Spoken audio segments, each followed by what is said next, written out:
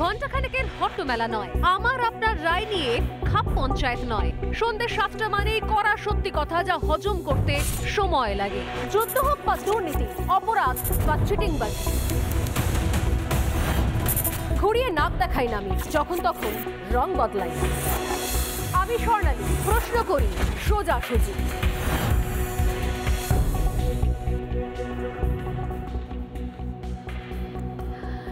বাংলাদেশের ছবিগুলো তুলে ধরছিলাম প্রতিদিন, কিন্তু জানি না বা বুঝতে পারিনি আমরা আসলে পায়ের তলা থেকে মাটিও সরছে।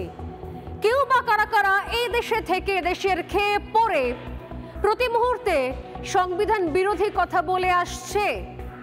এদেশে থেকে খেয়ে পড়ে প্রতি মুহূর্তে দেশটাকে পাকিস্তান, আফগানিস্তান বা কোনো আরব কান্ট্রি বা বাংলাদেশ বানানোর দিবা স্বপ্ন দেখছে, তা আবার শাসক দলের টিকিটে, শাসক দলের পতাকা নিয়ে। ভাবলে জানলে অবাক লাগে। কাদের সঙ্গে তুলনা করা হচ্ছে? বাংলাদেশের সঙ্গে। কোনো জায়গা থেকে ভারতের সঙ্গে বাংলাদেশ তুলনা হয় কি? হয়। আসলে এই সমস্ত কিছু উগ্রপন্থী, উগ্রবাদী এবং মৌলবাদী, উগ্র মৌলবাদীদের স্বপ্নে, দিবা স্বপ্নে হয়তো দুটো দেশকে এক করা যায়। এবং তারা স্বপ্ন দেখে কিভাবে ভারতেও ইসলামিক আগ্রাসনকে এগিয়ে নিয়ে যাওয়া যাবে। তারা দাওয়াই দেয় কি করে সংখ্যা লঘু থেকে সংখ্যা গুরু হয়ে ওঠা যায়। ভাবলেও অবাক লাগে। অথচ যারা সংখ্যা লঘু থেকে সংখ্যা গুরু হয়ে উঠেছে, আমাদের প্রতিবেশী দেশ বাংলাদেশ, যারা ক্রমশ একটু একটু করে দেশটাকে একটা ইসলামিক রাষ্ট্র বানিয়ে দিতে চাইছে, একটা উগ্র মৌলবাদের ডেরা বানাতে চাইছে, একটা জঙ্গি দেশ বানাতে চাইছে, তারা কিভাবে চলছে? বাংলাদেশের ভবিষ্যৎ কি আমি জানি না, জানতে চাইও না। কিন্তু বাংলাদেশের ভবিষ্যৎ কি সেটা আমাদের ভাবনা চিন্তা করার, মাথা ব্যথার কারণ রয়েছে। কারণ দেশটা আমাদের পাশের দেশ, আমাদের প্রতিবেশী দেশ। আর সেখানে কিরকম ভাবে উগ্র মৌলবাদ মাথাচাড়া দিচ্ছে, সেখানে কি করে ফতোয়ার শাসন মাথাচাড়া দিচ্ছে, তা যত বেশি সামনে আসছে তত বেশি ঘুম ছুটছে গোটা বিশ্বের সভ্য শিক্ষিত মানুষদের, যে আরো একটা দেশ পিছিয়ে চলেছে, আরো একটা দেশ উগ্র মৌলবাদের ডেরা হচ্ছে, আরো একটা দেশ জঙ্গিদের পীঠস্থান হচ্ছে, আরো একটা দেশের নরক গুলজার চলবে এরপর। আজ সোজাসুজি স্বর্ণালী শুরু করবো এমনই একটা ফতোয়া দিয়ে, যে ফতোয়া দেখলে শুনলে অবাক লাগে যে এই সময় দাঁড়িয়ে আদৌ এরকম ফতোয়া দেওয়া যায়। কিন্তু আসলে নেপথ্যে রয়েছে অন্য কারণ। যে ফতোয়াগুলো শুনলে আপনার ঘেন্নায় এদেশের থেকে মুখ ঘুরে নিতে ইচ্ছে করবে, সেই ফতোয়াগুলোর পেছনে রয়েছে নির্দিষ্ট সুস্পষ্ট রাজনৈতিক কৌশল। আসলে বাংলাদেশে আপনি হিন্দু হয়ে থাকতে পারবেন, এটা হচ্ছে মোদ্দা কথা। বাংলাদেশে থাকতে গেলে আপনাকে মুসলিম হয়েই থাকতে হবে, কারণ বাংলাদেশে থাকতে গেলে আপনাকে পর্দা করতে হবে, অর্থাৎ বোরখায় মুখ ঢেকে নিতে হবে। বোরখা ছাড়া বাইরে বেরোনো যাবে না। এরপর হয়তো বাংলাদেশে শাড়ি পরে ঘোরা বেড়ানো যাবে না। বাংলাদেশে থাকতে গেলে গরুর মাংস খেতেই হবে, বাধ্যতামূলক। বাংলাদেশে থাকতে গেলে এরপর উর্দুতে কথা বলতে হবে, বাধ্যতামূলক হতে চলেছে। হয়তো ইউনূসের সরকার চলে এলে, এখন অস্থায়ী হয়েছে কেয়ারটেকার সরকার, এরপরে যদি ভোটে জিতে সরকার আসে, যদিও সেটা সেগুড়ে বালি, এখনো দিল্লি বহুত দূর হ্যাঁ, তাহলে এটাই হয়তো হতে চলেছে নতুন বাংলাদেশ। তার একটা ঝলক দিয়ে শুরু করা যাক আজ সোজাসুজি যা ঘটছে, যা ঘটে চলেছে। ইতিমধ্যেই বিখ্যাত লেখিকা এই ছবি নিয়ে পোস্টও করেছেন। দেখাবো শুরুতেই বাংলাদেশের নতুন নয়া নির্দেশিকা, ফরমান বা ফতোয়া। দেখুন। দৃষ্টি যার আইন চলবে তার। আমরা যেহেতু সবাই মুসলিম পরিবারের সন্তান, এই জন্য মুসলমান হিসাবে আমরা এই দেশে কত মানুষের শাসন দেখেছি, কেউই আমাদেরকে শান্তি দিতে পারে নাই। আগামী দিনে সেই শান্তির মূল যে বার্তা আল পবিত্র কোরআনুল কারীম, আমরা এই কোরআনটাকে রাষ্ট্রের সর্বোচ্চ মহলে আমরা কোরআনে আইন চালু করতে চাই। ওয়ার্ড থেকে শুরু করে পার্লামেন্টারি সদস্য পর্যন্ত জামাত ইসলামী 1941 সাল থেকে আজকের এই সময় পর্যন্ত আমাদের চেষ্টা চলমান আছে। এই জন্য আপনাদের কাছে উদাত্ত আহ্বান যে আসুন আগামী দিনে কোরআন বিজয়ের জন্য, কোরআনী রাজ কায়েম করার জন্য পুরুষরা পুরুষের জায়গা থেকে আর পর্দার আড়ালের অবস্থান থেকে আমরা সবাই সবার জায়গা থেকে যদি কথা বলি, তাহলে ইনশাআল্লাহ বাংলাদেশের এই জনপদ আগামী দিনে কোরআনের জনপদ হবে। বাংলাদেশের এই দেশ কোরআনের দেশ। বাংলাদেশের সংবিধান হবে আল কোরআন, দুনিয়ার কোনো মানুষের আদর্শ দিয়ে এই দেশ চলতে পারে না। বাংলাদেশের লেখিকা তাসলিমা নাসরিন দীর্ঘদিন ধরেই দেশ ছাড়া। যখন এই ধরনের ঘটনা ঘটছে তখনই তিনি সরব হচ্ছেন সোশ্যাল মিডিয়ায়, একের পর এক প্রতিবাদ জানাচ্ছেন, ছবিও পোস্ট করছেন। সত্যি এই ভিডিও দেখে তাজ্জব বনে যাচ্ছে সবাই। বাংলাদেশে কার শাসন চলবে, কিসের শাসন চলবে? যদি এভাবেই বাংলাদেশের নিয়ম কানুন বাধা হয় এবং কট্টরপন্থী নেতারা, উগ্র মৌলবাদীরা রাস্তায় নেমে পড়ে এভাবে একের পর এক ফতোয়া জারি করতেই থাকে, তাহলে কি হবে দেশের ভবিষ্যৎ? হিন্দুরা যদি বা থাকতে পারে তাদের নিজেদের নাম নিয়ে, অন্তত তাদের জীবন যাপন, দৈনন্দিন আচার উপাচার সবকিছুর ক্ষেত্রে প্রভাব পড়তে বাধ্য এই উগ্রপন্থী লোকগুলোর। কারণ শান্তিতে থাকতে দেওয়া হবে না। শান্তিতে, স্বধর্মে, স্বরুচিতে, স্ব আচারে থাকতে পারবেন না বাংলাদেশের হিন্দুরা। এরপর থাকবেন কি করে? পালিয়ে যাবেন তো, বা মারা পড়বেন। বলা হচ্ছে যে পর্দা না করে বাইরে বেরোনো যাবে না। আমি জানি না যে এই ধরনের একের পর এক ফতোয়া সামনে আসছে, অথচ ইউনূসের সরকার কিছুই দেখতে পাচ্ছে না। আমাদের এপারে পশ্চিমবঙ্গের প্রগতিশীল, সকল প্রগতিশীল, যদিও ফাঁপা, ভুয়ো প্রগতিশীলরা, ভুয়ো মুক্তমনারা, জালি সেকুলাররা, ভণ্ড সেকুলাররা, তারা দেখতে পাচ্ছেন না এগুলো? তারা এই খবরগুলো করতে পারছেন না? তারা জানতে পারছেন না এগুলো? অথচ কি অদ্ভুত বিষয়, শুধুমাত্র একটা ফতোয়া নয়, কয়েকদিন আগে গোপালগঞ্জের বাজারে প্রকাশ্যে চোঙা ফুঁকে এরকম আরো একটা ফতোয়া জারি করা হয়েছিল। শুনুন, মনে পড়বে নিশ্চয়ই আপনাদেরও। মধ্যে কোনো মহিলা প্রবেশ করবে না। আমরা দোকানদার ভাইয়েরা কারো কোনো মহিলার কাছে আগামীকাল থেকে কোনো কিছু বিক্রয় করব না। আমাদের দৃষ্টি আকর্ষণ করা যাচ্ছে, আগামীকাল থেকে প্রত্যেক দোকানের সামনে পর্দার ব্যবস্থা রাখতে হবে এবং সেই পর্দা প্রত্যেক নামাজের সময় ঝুলিয়ে দিতে হবে। অর্থাৎ প্রত্যেক নামাজের সময় বেচা কিনা বন্ধ থাকবে। দোকানদার ভাইদের দৃষ্টি আকর্ষণ করা যাচ্ছে, আগামীকাল থেকে এই মার্কেট এলাকায় কোনো মহিলা প্রবেশ করবে না। তাদের কাছে আমরা কোনো কিছু কেনা বেচা করব না। কি বুঝছেন? জায়গায় জায়গায় ধরনের ফতোয়া জারি রয়েছে, একের পর এক। যদি আপনি ভাবেন যে নতুন করে বাংলাদেশে এগুলো দেখছি আমরা, নতুন শাসনের আমলে, নতুন সরকার, নতুন অস্থায়ী শাসক, এই সময়তে রমরমিয়ে চলছে, আজ্ঞেন না। একটু একটু করে দীর্ঘদিন ধরে এগুলো ছিল বাংলাদেশের ভেতরে। একটা দেশে যখন চূড়ান্ত নৈরাজ্য চলে, একটা দেশ যখন চূড়ান্তভাবে উগ্রপন্থী মৌলবাদী উগ্রবাদীদের দ্বারা পরিচালিত হয়, তখন জানবেন সেটা রাতারাতি হয় না। তার ভিত কোথাও আগে থেকে তৈরি থাকে, তার বীজ কোথাও লুকোনো থাকে।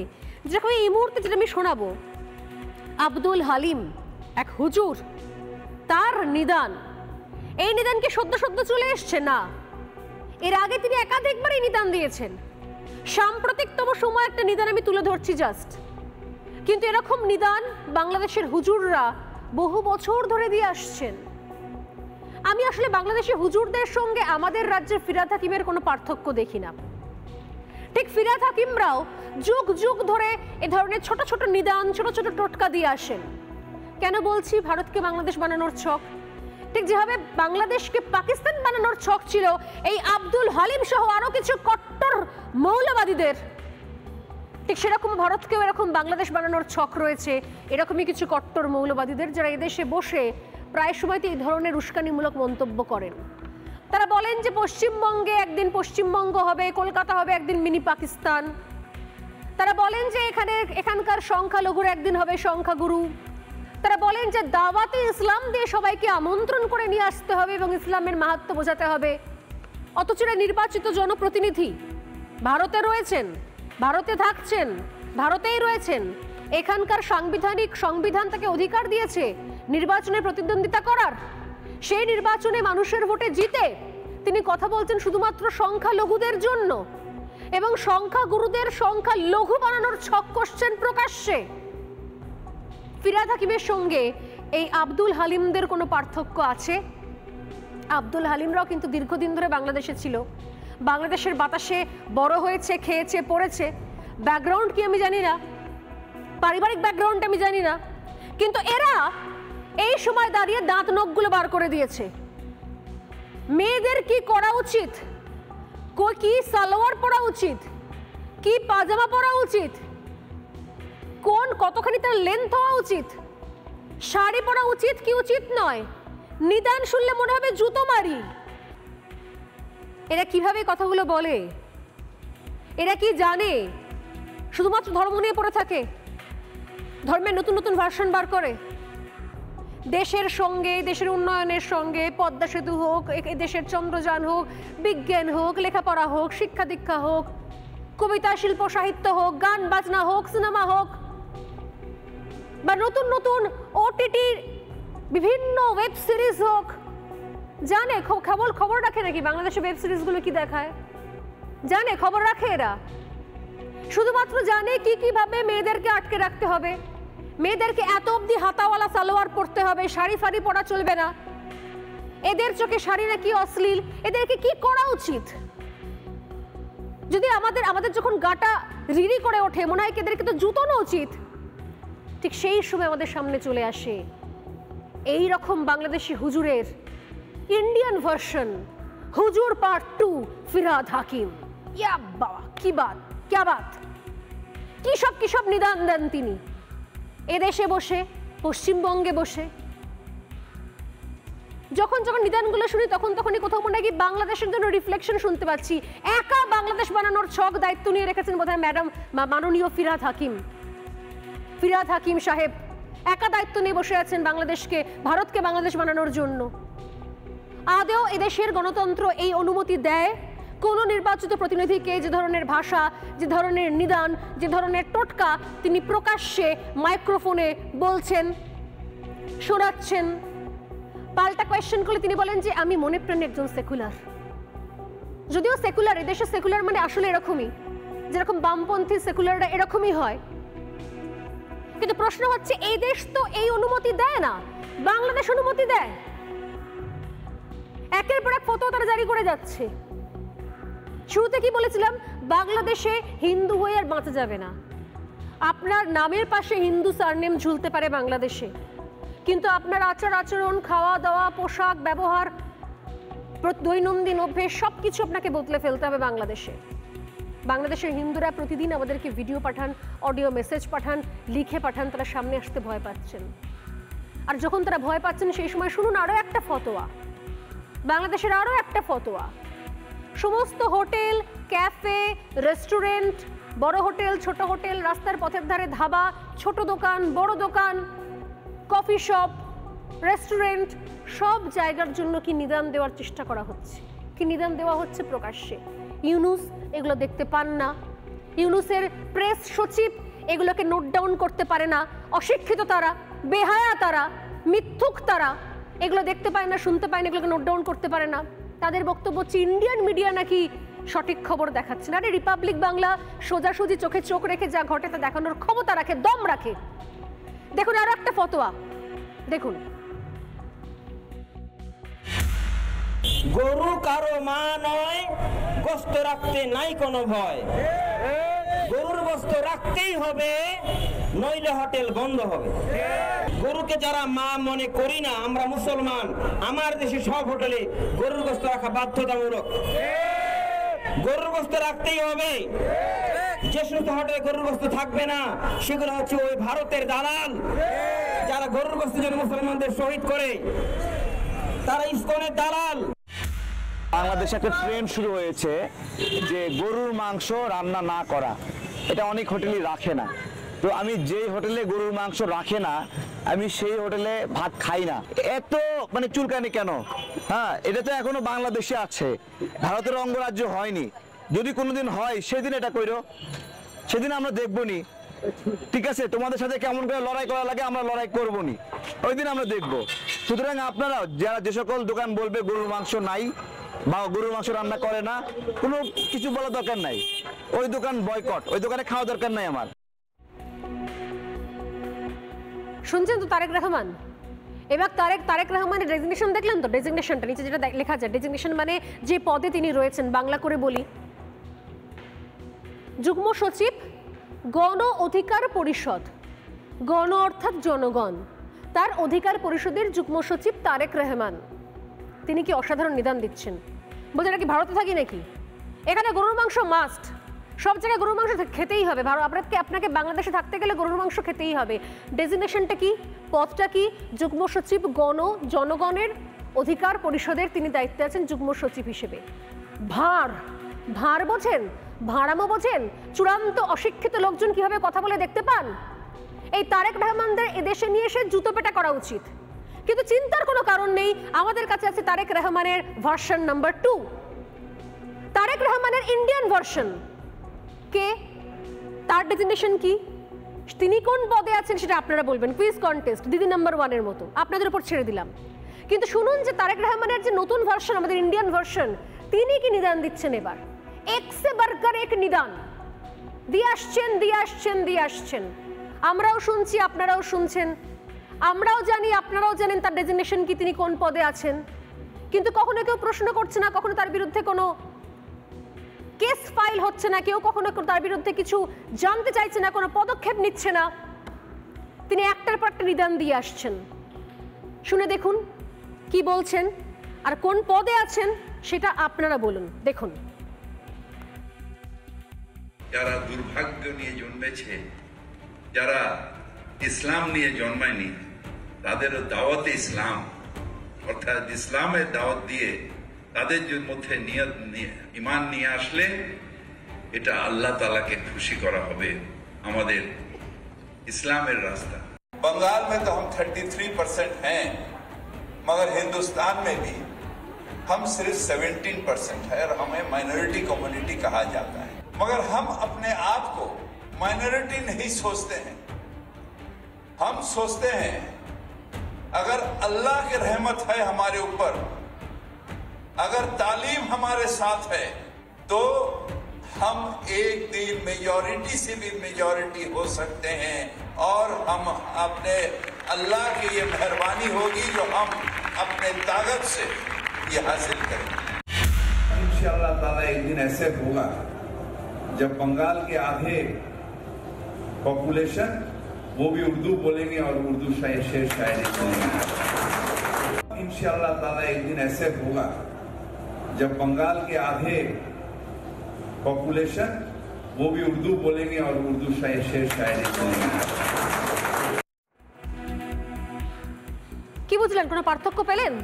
তারেক রহমান বা অন্যান্য বাংলাদেশের কট্টরপন্থী নেতাদের সঙ্গে আমাদের রাজ্যের নির্দিষ্ট বড় দায়িত্বে থাকা, পদে থাকা জনপ্রতিনিধির বক্তব্যের কোনো পার্থক্য পেলেন কি, নাকি একই রকম মনে হচ্ছে?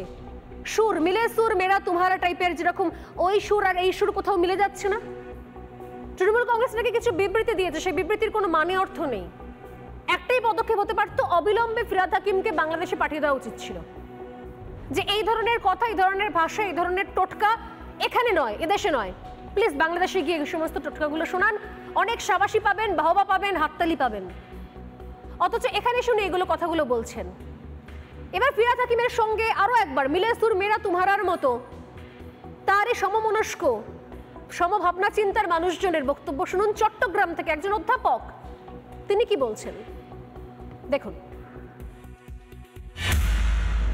In reality, we have found out and we have openly discovered that it's really what we know as the Indian civilization has really begun with the Islamic era in the subcontinent. But over the centuries, we've gone through the Sultanate period, the Mughal period, and eventually with these almost 700 years of Muslim rule, our forefathers had reconstructed a glorious future identity of people of the subcontinent. বুঝতে পারছেন, ভাবতে পারছেন, মোগল শাসন ফিরিয়ে আনতে হবে ভারতে, সেদিন নাকি ভারতের আসল সভ্যতার শুরু হবে। প্রাক্তন ডিন ঢাকা বিশ্ববিদ্যালয়ের শাহিদুজ্জামান, তিনি তাদের কনফারেন্সে বড় করে হল ভর্তি লোকের সামনে এই কথা বলছেন। ফিরহাদ হাকিমের দাওয়াতে ইসলামের পর যখন এই কথা শুনি, এই মিলে সুর মেরা তুমহারার মতো মনে হয় যে একই রকমের তো কথা বাংলাদেশে বলা যায়, দেশে বলা যায়। জনপ্রতিনিধি বলতে পারেন মুঘল আমল নাকি ফিরিয়ে আনার কথা বলছেন? আর এই জায়গা থেকে আমার প্রশ্ন, ভারতকে বাংলাদেশ বানানোর ছক কষছে কারা? আমাদেরই সামনে থেকে, আমাদেরই সঙ্গে থেকে, আমাদের সংবিধানের গণতান্ত্রিক নির্বাচনের অংশীদার হয়ে কে বা কারা প্রত্যেক মুহূর্তে ধরনের চক্রান্ত কষছে, তাদেরকে আইডেন্টিফাই করার সময় কি এখনো আসেনি? একটা ছোট্ট মন্তাজ নিয়ে শুরু করবো আজকের ডিবেট। আমাদের অতিথিদের কাছে একই প্রশ্ন রাখবো সোজাসুজি। ও হিন্দুত্ববাদী ইসকনের দালালেরা, রয়্যাল এজেন্টরা, শুনে রাখ, তোরা মুসলিম উম্মার যুবকেরা তৈরি হচ্ছে।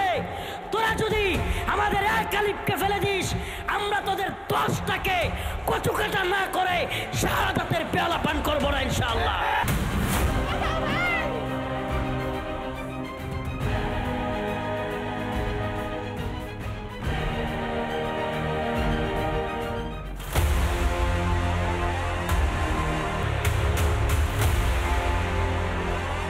যারা দুর্ভাগ্য নিয়ে জন্মেছে, যারা ইসলাম নিয়ে জন্মায়নি, তাদেরও দাওয়াতে ইসলাম, তাদেরও দাওয়াতে ইসলাম। अगर अल्लाह की रहमत है हमारे ऊपर, अगर तालीम हमारे साथ है, तो हम एक दिन मेजॉरिटी से भी मेजॉरिटी हो सकते हैं।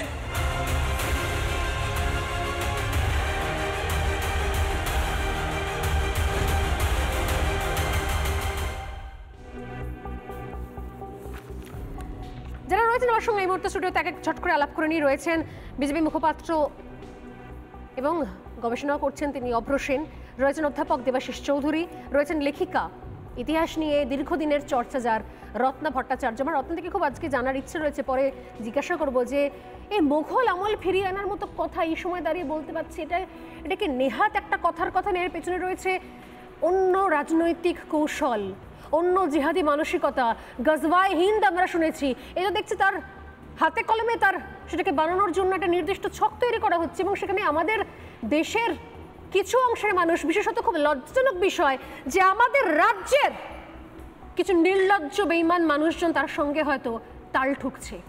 এরা কারা? চেনার সময় এসেছে, এদের মুখোশ খোলার সময় এসেছে। আমি আসবো এই প্রশ্ন নিতে, তার আগে আমি আসছি অভ্রর কাছে। অভ্র, কি বলবেন এই ধরনের মন্তব্য? তারেক রহমানের সঙ্গে মিলে সুর মেরা তুমারার মতো একই সুর শুনতে পাচ্ছি ফিরহাদ হাকিমের কাছ থেকে, একের পর এক মন্তব্য, একের পর এক মন্তব্য। এদেশে থেকে দেশের গণতন্ত্র, সংবিধান এগুলো অনুমতি দেয় কি? প্রথমেই আমি বলি, আপনারা একটু আগে দেখাচ্ছিলেন শাহিদুজ্জামান জানাব কি ঢাকা কথাবার্তা বলেছেন, প্রাক্তন ডিন, হ্যাঁ, একজন বড় আন্তর্জাতিক সম্পর্ক বিশেষজ্ঞ বাংলাদেশের। উনি আরও কি ভয়ঙ্কর কথা বলেছেন ওগুলো আমি বলে তারপর আপনার বক্তব্যে, আপনার প্রশ্নের উত্তরে আসছি। উনি একটা মিডিয়া হাউসে গিয়ে, ওনার তো আমাদের দেশের ইন্ডিপেন্ডেন্ট মিডিয়া নিয়ে অনেক বড় বড় ডায়লগ কপচাচ্ছে বাংলাদেশিরা, তো এইটা আমি আপনারা কি বলবেন? উনি বলছেন একটা মিডিয়াতে গিয়ে, নাটের গুরু অজিত দোভালকে আন্তর্জাতিক সন্ত্রাসী ঘোষণা করা হোক, এটা হেডলাইন দিয়ে নিউজ হচ্ছে, এই নিয়ে আলোচনা সভা হচ্ছে। অজিত দোভাল আমাদের দেশের ন্যাশনাল সিকিউরিটি অ্যাডভাইজার। এই লোকটা আবার আরেকটা ডিবেটে গিয়ে বলছে, এত বড় শিক্ষাবিদ, এত বড় আন্তর্জাতিক সম্পর্ক বিশেষজ্ঞ, কি বলছে শুনুন, আমাদের অস্তিত্বের একমাত্র উপায় হচ্ছে ভারতের ভাঙন। এই আলোচনা সভাটাতেই উনি বলছেন ভারতবর্ষের 7 সিস্টার্স নাকি বাংলাদেশ দাবি করছে, এটা নাকি বাংলাদেশের অঙ্গ হওয়া উচিত। উনি বলছেন অরুণাচল প্রদেশের নতুন নামকরণ করা উচিত, সাউথ টিবেট নামকরণ করা উচিত। উনি বলছেন যে বাংলাদেশের সরকারের সঙ্গে ভারতবর্ষের সরকারের যে আখাউড়া রেল করিডর নিয়ে চুক্তি হয়েছিল, তার বদলে নাকি ঢাকা থেকে একদম করিডর বানিয়ে লাহোর অবধি ট্রেন চালাতে দিতে হবে। এগুলো হচ্ছে ওনার দাবি। এটা হচ্ছে ওদের দেশের আন্তর্জাতিক সম্পর্ক বিশেষজ্ঞ। এবার একটু এই দেশে আসে, এই ধরনের যে কথাগুলো বাংলাদেশে আসছে, এবং তার সঙ্গে আপনাদেরকে এটাও মনে রাখতে হবে যে হিন্দুদের জনসংখ্যা 24% থেকে কমতে কমতে লাস্ট সেন্সাস অনুযায়ী 8% এসে নেমেছে, সেটা হয়তো এখন আরও কমে গেছে, যা হিন্দু নিধন চলছে। সেখানে দাঁড়িয়ে আমাদের রাজ্যের একজন কোটানকোট দায়িত্ববান মন্ত্রী ফিরহাদ হাকিম একের পর এক বারংবার কী মন্তব্য করে যাচ্ছেন। কিছুদিন আগে আমি আবার ভিডিও চালিয়ে দিতে পারি, দিদি পরিষ্কার জানেন যে উনি একটা জার্নালিস্ট, বিদেশি জার্নালিস্টকে ডেকে নিয়ে গিয়ে বলেছিলেন যে আসুন আমি আপনাকে দেখাচ্ছি কোথায় আমরা কলকাতার বুকে মিনি পাকিস্তান তৈরি করেছি। এই মিনি পাকিস্তানের জনক তৃণমূল চাপ মোহাম্মদ আলী জিন্না খালি একবার বলে থেমে গেলে এক কথা ছিল, কিন্তু উনি তারপর বলেছেন হিন্দুদের জন্ম হচ্ছে দুর্ভাগার জন্ম। উনি বলেছেন যে ইসলামিক ফেতে কনভার্ট করার চেষ্টা করতে হবে, এবং তারপর 1-2 দিন আগে তো উনি সব মাত্রা ছাড়িয়ে গেছেন। উনি বলেছেন ইসলামিক ধর্মাবলম্বীরা মেজরিটি হয়ে যাবে এবং তারপর দেশের আইন কানুন সব কিছু তারা বদলে দেবে। মানে যেটা দিদি একটু আগে বলছিলেন একদম ঠিক, আমি সমর্থন করছি। গাজওয়ায়ে হিন্দের ব্লুপ্রিন্ট। গাজওয়ায়ে হিন্দটা কি? গাজওয়ায়ে হিন্দ হচ্ছে হাদিসে উল্লেখিত একটা জিনিস, যেটা হচ্ছে the Holi conquering of the Indian subcontinent. এবার আপনাদের একটু ঐতিহাসিকভাবে ভাবতে হবে যে আজকে ভারতবর্ষের যে মানচিত্র সেটা তো আগে এরকম ছিল না। এর আগে আফগানিস্তান, পাকিস্তান, বাংলাদেশ সবই কিন্তু অখণ্ড ভারতের অঙ্গ ছিল। আপনাদেরকে বুঝতে হবে আফগানিস্তানে হিন্দুদের সংখ্যা কমতে কমতে আজকে কোন জায়গায় দাঁড়িয়েছে, প্রায় বিলুপ্তির পথে তারা। পাকিস্তানে হিন্দু নিধন কীভাবে চলেছে, কমতে কমতে 2% দাঁড়িয়েছে, এই নিয়ে আমরা প্রচুর আলোচনা করেছি। আর আজকের দিনে দাঁড়িয়ে বাংলাদেশে এই অবস্থা। এই যখন তারা বাই পার্ট গাজওয়ায়ে হিন্দ তৈরি করার চেষ্টা করছে, এবার সাইলেন্ট ডেমোগ্রাফিক ইনভেশনের কথা আমরা বারবার বলেছি, এবার সেটা সাইলেন্টও নেই, পরিষ্কার নির্লজ্জের মতো বেরিয়ে এসে একটা মঞ্চ থেকে এই কল দিচ্ছেন তৃণমূলের এই মন্ত্রী। আর দুঃখের বিষয় বা অত্যন্ত ভয়ঙ্কর বিষয় হচ্ছে, আমার একটা বিষয় প্রশ্ন আমি পরে তোমার কাছে আসবো আবার, যদি এই ধরনের হুমকি টোটকা এই ধরনের কথা প্রকাশ্যে তৃণমূলের মন্ত্রীরা বলছেন, তাহলে তৃণমূল আবার কি কোন জায়গা থেকে বলছে? এবারে তৃণমূলের তো নিজেরই তো সামনে চলে আসছে। দ্বিতীয়ত এরাই যে বাংলাদেশিদের জাল পাসপোর্ট দিয়ে এখানে ঢোকাবে না, এরাই যে বাংলাদেশের সমস্ত উগ্রপন্থীদেরকে মৌলবাদদের কট্টরপন্থীদেরকে এখানে বসে সাপোর্ট করবে না, এটা কি অপ্রত্যাশিত? এটা কি মানে প্রত্যাশিত নয়? এটাই তো হওয়ার ভবিষ্যৎ। তাই তো করছে। মানে অন্তত ভারতকে করতে না পারো পশ্চিমবঙ্গকে করে দাও। একটা জিনিস, পশ্চিমবঙ্গের সমস্ত বর্ডার কি ইতিমধ্যে করা হয়ে গেছে? পশ্চিমবঙ্গের বর্ডারে ডেমোগ্রাফি চেঞ্জ হয়ে গেছে স্যার, চেঞ্জ হয়ে গেছে।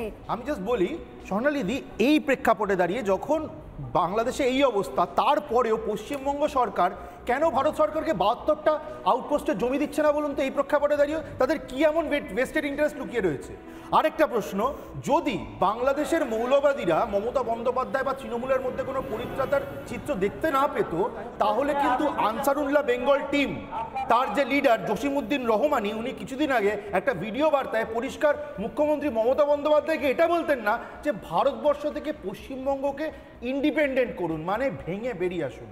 তার মানে মৌলবাদীরা জানে যে ভেতরে ভেতরে বা এখন তো পুরো ওপরে এক্সপোজ হয়ে গেছে, এরা বেসিক্যালি কিন্তু গাজওয়ায়ে হিন্দের যে টার্গেট সেটা পূর্ণ করছে, এবং তার একটা বড় অঙ্গ হচ্ছে ইনফিল্ট্রেশন করানো এবং ইনফিল্ট্রেটরদের ওই ভোটার কার্ড, আধার কার্ড বানিয়ে দেওয়া। আমি একদম এখানে আসছি, একটা ছোট্ট এক্সাম্পল এই জায়গায় আসছি আমি।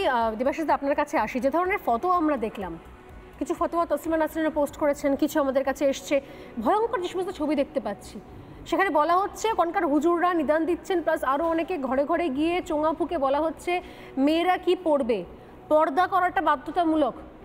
এত মানে শুধু হাতের কবজি থেকে হাত পর্যন্ত দেখা যাবে। কখনো সখনো 14 জন পুরুষ বাদ দিয়ে 14 জন পুরুষ পর্যন্ত মুখমণ্ডলে এইটুকু দেখতে পাবেন, বাকি 14 নম্বর পুরুষের পর থেকে 15 নম্বর থেকে আর কেউ দেখতে পাবে না।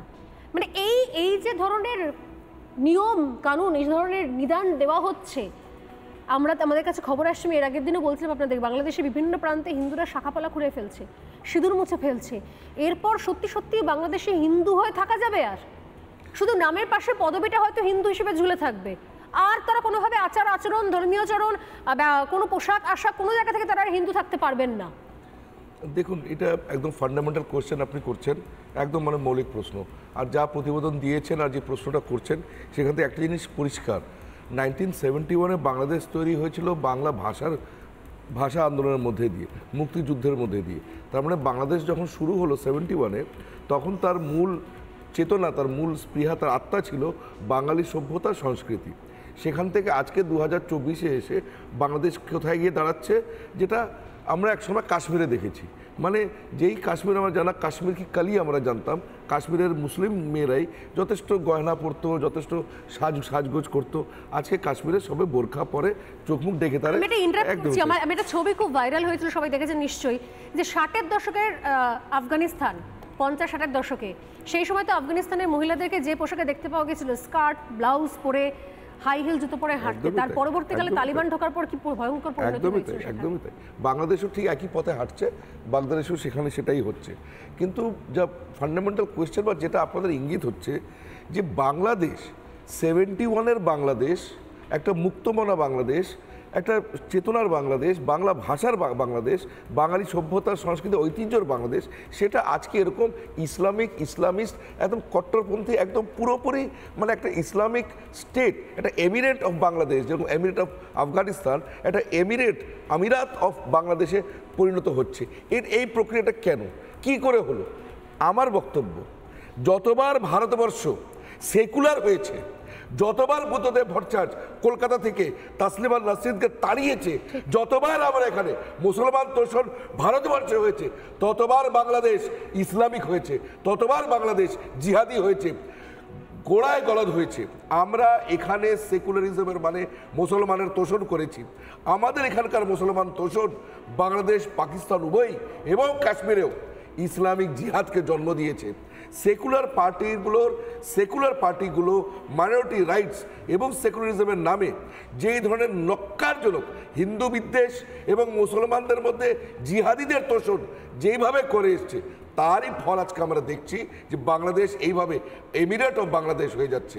ওখানকার মাহফুজ আলম, যে নাকি এই স্টুডেন্ট আন্দোলনের একদম শিরোধার ছিল এবং এখন মোহাম্মদ ইউনূসের অ্যাডভাইজার মাহফুজ আলম, সে বলছে আমরা ইনশাল্লাহ বাংলাদেশ একটা মুসলমান দেশ হবে, কিন্তু ওটা আফগানিস্তানও হবে না, ওটা পাকিস্তানও হবে না, এটা নতুন একটা ইসলামিক দেশ হবে।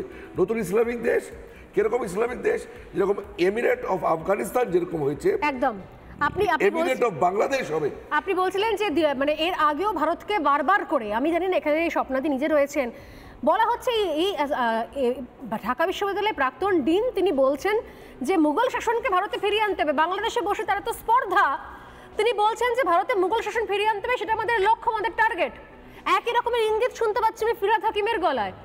ভারতকে ইসলামিক স্টেট বানানোর জন্য তার মানে একটা অংশ ভীষণ রকমভাবে সক্রিয়, বাংলাদেশ থেকে এদেশ থেকেও।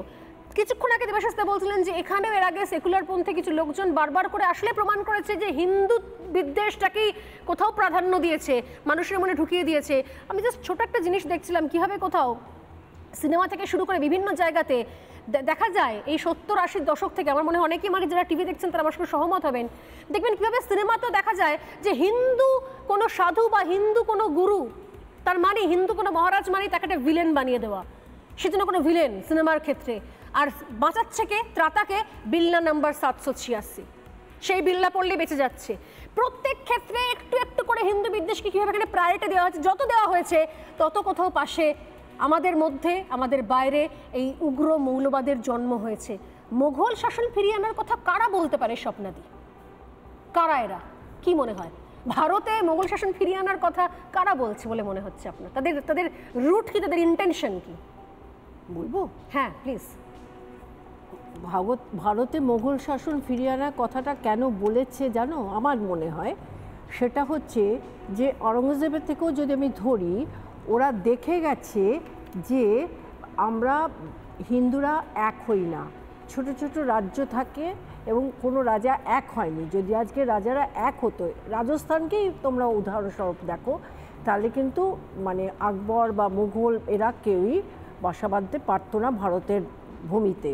কিন্তু তারপরে যেটা ওরা করেছে সেটা হয়েছে যে ভয় দেখাও, ভয় দেখিয়ে কনভার্ট করো নয়তো মারো। এই ভয় দেখাবার জন্যই যাতে এক কাঠা হতে না পারে হিন্দুরা, ওরা অত মন্দির ভেঙেছে এবং মসজিদ তৈরি করেছে তার উপরে। জ্ঞানবাপীও তার একটা উদাহরণ। সেই কারণেই ওই ভয়, ওদের ধর্মটা দেখো না, সবসময় ভয় দেখাও, মহিলারা এটা করবে না ওটা করবে না, সেটা ভয় না, যদি না মানে কি হবে? শুধু ভয় নয়, তোমার ধর্ম, তোমার আচরণ, তোমার সংস্কৃতি তোমার থেকে ছিনিয়ে নেব, আমি নেব, মানে নষ্ট করে দেব। এই ভেতরে যে একটা ভয়, সেই ভয়টা দেখিয়েছে এবং আমরা ভয় পেয়েছি।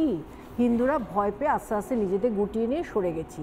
এই যেখানে এই ভারতবর্ষের মধ্যে যেখানে ওরা আগ্রাসন দেখিয়েছে, সেখানেই ঘটি মাটি চাটি বাটি নিয়ে সব পালিয়েছে মেরাটার বিভিন্ন জায়গা থেকে। কিছুটা কমেছে যোগীজি আসার পরে, উনি ব্যাপারটা হাতে নেবার পর, এবং সেই কারণে এই ভয়ের রাজনীতিটা খেলছে। ফিরহাদ হাকিম কেন করলো? ফিরহাদ নির্ভীকতার সঙ্গে সে এসবগুলো বলছে। কেন? কারণ জানে তার কিচ্ছু হবে না। কারণ তাদের নেত্রীর হাতে সব কিছু আছে।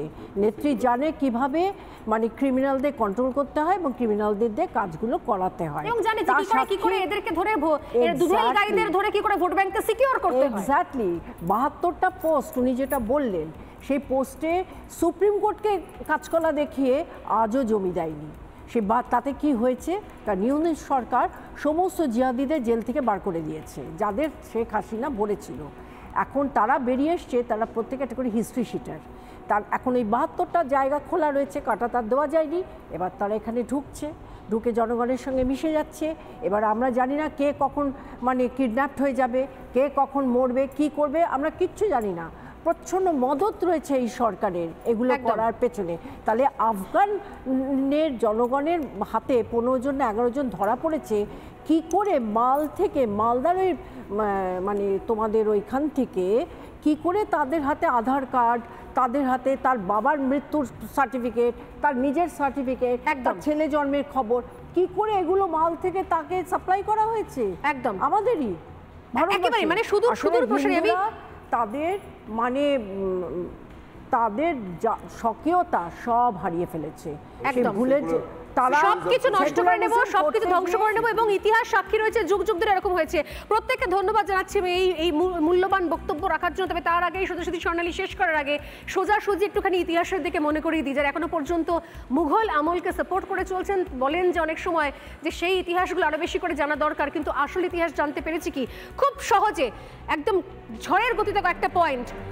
যুগে যুগে হিন্দু শূন্য করার ছক রয়েছে ভারতকে, ভারতে যুগে যুগে ইসলাম প্রতিষ্ঠা করার ছক রয়েছে। 712 সালে ভারত আক্রমণ মোহাম্মদ বিন কাসেমের, এখানেই শেষ নয়। এরপর হিন্দু বৌদ্ধদের রাজ্য লুট করা হয়, ভয়ঙ্কর রকম লুটতরাজ চালানো হয়। নেক্সট হিন্দুদের ইসলামে ধর্মান্তরিত করা হয়। সেই সময় থেকে একটু একটু করে জোর করে জিজিয়া কর চাপানো হয়েছিল সেই সময়। তার সঙ্গে কি হয়, 1100 সালে বাঞ্জারা গোষ্ঠীর উত্থান, একটা গোষ্ঠী যারা বাঞ্জারা, যারা দূর থেকে আসছে আমাদের ভারতে শুধুমাত্র লোটার জন্য। এদের টার্গেট ছিল হিন্দুরা, হিন্দুদের সম্পদ এবং তাদের ধর্ম নষ্ট করা। হিন্দুদের গণহত্যা শুরু হয় এই বাঞ্জারা গোষ্ঠীর, হিন্দুদের সমস্ত উপাসনালয় ধ্বংস করা হয়। নেক্সট আমি পরপর চালাতে বলবো ঝড়ের গতিতে। কাশ্মীরের মার্তন মন্দির ধ্বংস করা হয়েছিল, সেখান থেকে সূত্রপাত একটু একটু করে ইসলামিক স্টেট বানানোর। সুরাতের সোমনাথ মন্দির 17 বার লুট করা হয়েছিল, 17 বার। নেক্সট পরে সোমনাথ মন্দির ধ্বংস করে খিলজি, আলাউদ্দিন খিলজি সমস্ত ধ্বংস করে। তামিলনাড়ুর মীনাক্ষী মন্দির ধ্বংস করে মালিক কাপুর। নেক্সট মদন মোহন মন্দির ধ্বংস করা হয়। একের পর এক মন্দির, ভাবেছেন কখনো এরা কেন মন্দির টার্গেট করেছিল? আজকে প্রশ্ন তোলেন। গুজরাটের রুদ্র মহালয় ধ্বংস করা হয়েছিল, রুদ্র মহালয় মন্দির। শুধু তাই নয়, শিক্ষাতেও আঘাত করেছে। নালন্দা বিশ্ববিদ্যালয় ধ্বংস করেছিলেন বখতিয়ার খিলজি, কয়েক মাস ধরে পুড়েছিল নালন্দা বিশ্ববিদ্যালয়। হিন্দুদের স্কুল বন্ধ করে দেওয়া হয়, বন্ধ করে দেয় কে? আওরঙ্গজেব। পড়েছেন ইতিহাস? পড়েননি। ইতিহাস থেকে এগুলোকে বাদ রাখা হয়েছে। ইসলামী আইন প্রতিষ্ঠা করেছিল আওরঙ্গজেব, জোর করে বাধ্য করেছিল। ভারতের ইতিহাস জানা দরকার নেই? কারা বলছেন মোগল ফিরিয়ে আনার কথা?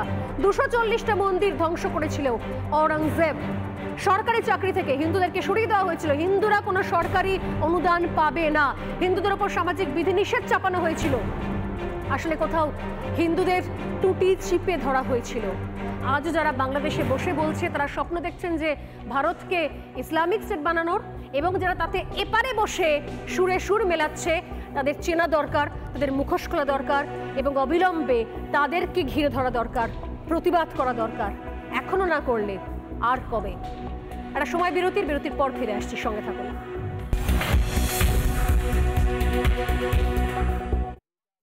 নানা ধরনের কন্টেন্ট দেখার জন্য লাইক করুন, শেয়ার করুন আমাদের ফেসবুক পেজ, সাবস্ক্রাইব করুন আমাদের ইউটিউব চ্যানেল। পাশাপাশি অন্যান্য ব্রেকিং নিউজের জন্য অবশ্যই চোখ রাখুন রিপাবলিক বাংলায়।